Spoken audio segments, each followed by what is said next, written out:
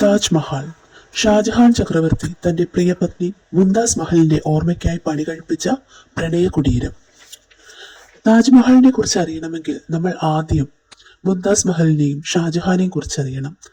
ആരാണ് മുംതാസ് മഹൽ? മുഗൾ സാമ്രാജ്യത്തിലെ ഒരു രാജ്ഞിയായിരുന്നു മുംതാസ് മഹൽ. അർജുമാത് ബാനു ബീഗം എന്നായിരുന്നു ഇവരുടെ മുഴുവൻ പേര്. ആഗ്രയിൽ ഒരു പേർഷ്യൻ കുടുംബത്തിലാണ് അർജുമാത് ബാനു ബീഗം ജനിച്ചത്. പിതാവ് അബ്ദുൽ ഹസൻ അസഫ് ഖാൻ ആണ്.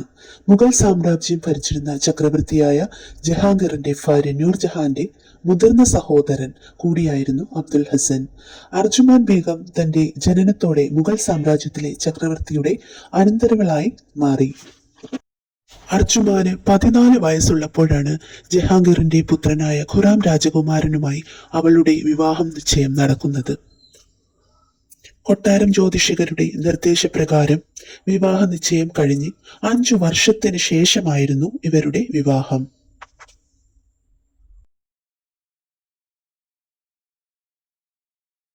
ഷാജഹാൻ 1628 മുതൽ 1658 വരെ ഇന്ത്യൻ ഉപഭൂഖണ്ഡത്തിലെ മുഗൾ സാമ്രാജ്യത്തിന്റെ ചക്രവർത്തിയായിരുന്നു ഷാജഹാൻ. 1592 ജനുവരി 5-ന് ജഹാംഗീറിന്റെയും മനമതി രാജകുമാരിയുടെയും മൂന്നാമത്തെ മകനായാണ് ഷാജഹാൻ ജനിച്ചത്.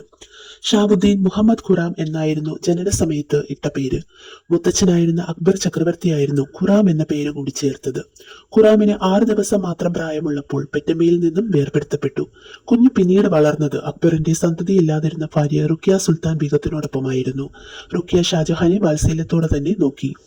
ഒരു രാജകുമാരന് ലഭിക്കേണ്ട തരത്തിലുള്ള വിദ്യാഭ്യാസം ഷാജഹാന് ലഭിക്കുകയുണ്ടായി. ആയോധന കലകളിലും കവിതയിലും സംഗീതത്തിലും നല്ല രീതിയിലുള്ള ശിക്ഷണം മുത്തച്ഛന്റെയും റുഖിയയുടെയും മേൽനോട്ടത്തിൽ ഷാജഹാന് ലഭിച്ചു. തന്റെ സാമ്രാജ്യത്തിന്റെ ചെങ്കോൽ ഏൽപ്പിച്ചു കൊടുക്കാനുള്ള കഴിവുകളുള്ള മക്കൾ അക്ബറിനില്ലായിരുന്നു. അദ്ദേഹത്തിന്റെ എല്ലാ പുത്രന്മാരും മദ്യത്തിന് അടിമകളായിരുന്നു. അതുകൊണ്ട് തന്നെ ഷാജഹാന്റെ കാര്യത്തിൽ ചക്രവർത്തിക്ക് പ്രത്യേക താല്പര്യവും ഉണ്ടായിരുന്നു. ഷാജഹാന് 6 വയസ്സുള്ളപ്പോൾ പിതാവ് ജഹാംഗീർ ഷാജഹാനെ തന്റെ കൂടെ യുദ്ധത്തിനായി അയക്കണമെന്ന് അക്ബറിനോട് ആവശ്യപ്പെട്ടു.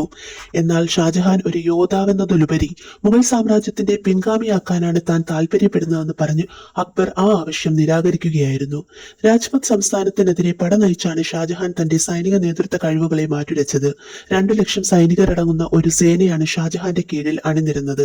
ഒരു കൊല്ലക്കാലം നീണ്ടുനിന്ന യുദ്ധത്തിനൊടുവിൽ മഹാറാണ അമർ സിംഗ് രണ്ടാമൻ ഷാജഹാനെ കീഴടങ്ങുകയായിരുന്നു. രാജ്പുത് സംസ്ഥാനം പിന്നീട് മുഗൾ സാമ്രാജ്യത്തിന്റെ മേൽക്കോയ്മ അംഗീകരിച്ചു. ഷാജഹാന് 13 വയസ്സ് പ്രായമുള്ളപ്പോൾ അക്ബർ ചക്രവർത്തി രോഗശയ്യയിലായി.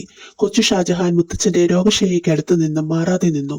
അക്ബറിന്റെ മരണത്തോടെ പിതാവായ ജഹാംഗീർ അടുത്ത കിരീടാവകാശിയായി. എന്നാൽ ഷാജഹാന് ഭരണത്തിൽ താല്പര്യമുണ്ടായിരുന്നില്ല. രാജഭരണത്തിലോ അതുമായി ബന്ധപ്പെട്ട വിഷയങ്ങളിലോ തെല്ലും താല്പര്യവും പ്രകടിപ്പിക്കാത്ത സംഗീതത്തിലും പരിശീലനത്തിലുമായി കഴിയുകയായിരുന്നു ഷാജഹാൻ. 1607 കേവലം 15 വയസ്സ് മാത്രം പ്രായമുള്ളപ്പോൾ ഷാജഹാന്റെ വിവാഹ നിശ്ചയം നടന്നു. അക്ബർ രാജകുടുംബവുമായി ഏറെ നാളത്തെ ബന്ധമുള്ള ഒരു പേർഷ്യൻ കുടുംബത്തിലെ പെൺകുട്ടിയായിരുന്നു വധു. അർജുമാത് ബാനു ബീഗം എന്നായിരുന്നു ആ പെൺകുട്ടിയുടെ പേര്. അർജുമാത് ബാനുവിന് കേവലം 14 വയസ്സ് മാത്രമായിരുന്നു പ്രായം. അർജുമാതിന്റെ അടുത്ത ബന്ധുക്കൾ അക്ബറിന്റെ രാജസദസ്സിലെ വളരെ പ്രധാനപ്പെട്ട ഉദ്യോഗങ്ങൾ വഹിച്ചവരായിരുന്നു. അനുകൂല സാഹചര്യങ്ങൾ ഉണ്ടായിരുന്നിട്ട് പോലും ആ വിവാഹം നടന്നില്ല. ഈ സമയത്ത് ഷാജഹാൻ ഹിന്ദുമതത്തിൽപ്പെട്ട മറ്റൊരു പെൺകുട്ടിയെ വിവാഹം കഴിക്കുകയുണ്ടായി. ഇവർക്കൊരു കുട്ടി ജനിച്ചിരുന്നുവെങ്കിലും ജനനത്തോടെ ആ കുട്ടി മരണമടയുകയായിരുന്നു. രാജകുമാരന് ആ കാലയളവിൽ ഭരണരംഗത്ത് കൂടുതൽ അധികാരങ്ങൾ ലഭിച്ചു തുടങ്ങി.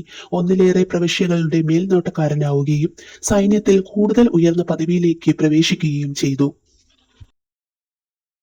1612 തന്റെ 20ാമത്തെ വയസ്സിലാണ് ഷാജഹാൻ നേരത്തെ വിവാഹ നിശ്ചയം കഴിഞ്ഞ് അർജുമാത് ബീഗത്തെ വിവാഹം കഴിക്കുന്നത്. വിവാഹശേഷം ഷാജഹാന് അർജുമാത് ബീഗത്തിന് മുംതാസ് മഹൽ എന്ന പേര് നൽകി. മുംതാസ് മഹൽ കാര്യപ്രാപ്തിയുള്ള ഒരു സ്ത്രീയായിരുന്നു. ഭർത്താവിനെ ഭരണപരമായ കാര്യങ്ങളിൽ ഇവർ ഉപദേശിച്ചിരുന്നു. കൂടാതെ പ്രധാനപ്പെട്ട സന്ദർഭങ്ങളിൽ മാനസിക പിന്തുണയും നൽകിയിരുന്നു. ഈ ദാമ്പത്യത്തിൽ 14 മക്കൾ ജനിച്ചിരുന്നുവെങ്കിലും 7 പേർ മാത്രമേ ജീവിച്ചിരിപ്പുണ്ടായിരുന്നുള്ളൂ. ബാക്കിയുള്ളവരെല്ലാം കുഞ്ഞിലെ തന്നെ മരണമടഞ്ഞു. 14ാമത്തെ കുട്ടിയുടെ ജനനത്തോടെ മുംതാസ് മഹൽ മരണമടഞ്ഞു. ഷാജഹാന്റെ മറ്റു ഭാര്യമാരിൽ കുട്ടികൾ പാടില്ല എന്ന് മുംതാസ് ഷാജഹാനോട് ആവശ്യപ്പെട്ടിരുന്നതായും ഷാജഹാൻ അതനുസരിച്ചതായും പറയപ്പെടുന്നു. മുംതാസ് മഹലിന്റെ മരണം ഷാജഹാനെ ആകെ തളർത്തിയിരുന്നു. തപ്തി നദിക്കരയിലുള്ള ഉദ്യാനത്തിലാണ് ആദ്യം മുംതാസിന്റെ മൃതദേഹം അടക്കം ചെയ്തത്. പിന്നീട് താജ്മഹൽ പണി പൂർത്തിയായി കഴിഞ്ഞപ്പോൾ മൃതദേഹം അവിടെ വീണ്ടും ശവസംസ്കാര ചടങ്ങുകൾ നടത്തി അടക്കം ചെയ്തു. മുംതാസ് മഹലിന്റെ മരണശേഷം ഷാജഹാൻ വീണ്ടും വിവാഹം ചെയ്തുവെങ്കിലും ഒരു രാജപത്നി എന്നതിലുപരി മറ്റൊരു അവകാശങ്ങളോ അധികാരങ്ങളോ ഇവർക്കാർക്കും ഉണ്ടായിരുന്നിട്ടില്ല.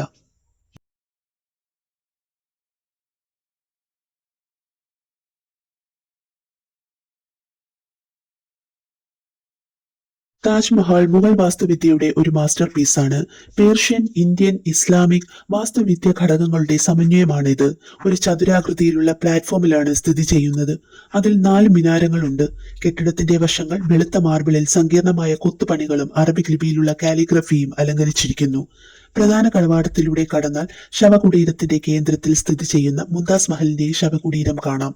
ഷാജഹാന്റെ എന്ന സങ്കീർണമായ പൂക്കൾ, കൊത്തുപണിയും അർദ്ധവിലയേറിയ കല്ലുകളും ഇവിടെ പതിപ്പിച്ചിട്ടുണ്ട്. താജ്മഹലിന്റെ മനോഹരമായ പൂന്തോട്ടങ്ങളും പ്രശസ്തമാണ്. 3 വശങ്ങളിലും ഔപചാരികമായി രൂപകൽപ്പന ചെയ്ത പൂന്തോട്ടങ്ങളുമുണ്ട്. അവ 4 ജലധാരകളാൽ വിഭജിക്കപ്പെട്ടിരിക്കുന്നു. പൂന്തോട്ടങ്ങളിൽ ഫൗണ്ടനുകൾ, കുളങ്ങൾ, താമരക്കുളങ്ങൾ, വൃക്ഷങ്ങളുടെയും പൂക്കളുടെയും മനോഹരമായ ശേഖരം എന്നിവ ഉൾപ്പെടുന്നു. താജ്മഹൽ യുനെസ്കോയുടെ ലോക പൈതൃക പട്ടികയിൽ ഉൾപ്പെട്ടിട്ടുണ്ട്. ലോകത്തിലെ ഏറ്റവും ജനപ്രിയമായ വിനോദസഞ്ചാര കേന്ദ്രങ്ങളിൽ ഒന്നാണ്. അതിന്റെ സൗന്ദര്യവും ചരിത്രപരമായ പ്രാധാന്യവും കാരണം ഇത് ഇന്ത്യയുടെയും മുഗൾ സാമ്രാജ്യത്തിന്റെയും സാംസ്കാരിക പൈതൃകത്തിന്റെ ശക്തമായ പ്രതീകമാണ്.